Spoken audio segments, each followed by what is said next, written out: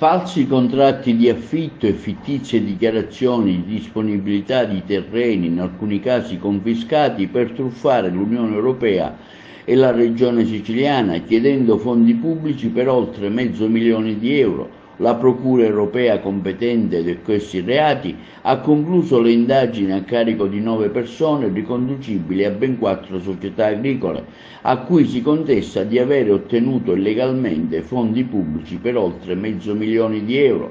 Si tratta di Emanuele Carlino di Agrigento, Michele Carlino di Agrigento, Antonio Milazzo di Canicattì, Salvatore Travella di Canicattì, Alessandra Marelli di Rieti, Marianna Carlino di Agrigento, Angelo Burgio di 33 anni di Licata, Giuseppe Carlino di Agrigento e Maria Cristina Gerratano, originaria di Licata.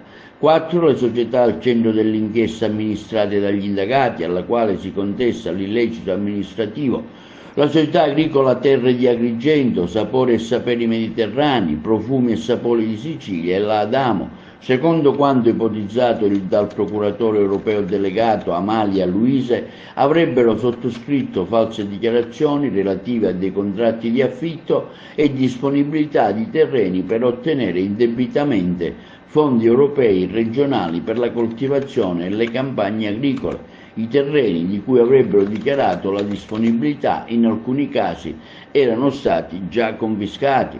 I fatti risalgono al periodo tra il 2017 e il 2022. Gli indagati hanno nominato gli avvocati Meli, Pennica, Barba, Riso e Cacciatore. Hanno adesso 20 giorni di tempo per visionare gli atti e produrre i documenti al fine di evitare la richiesta di rinvio a giudizio.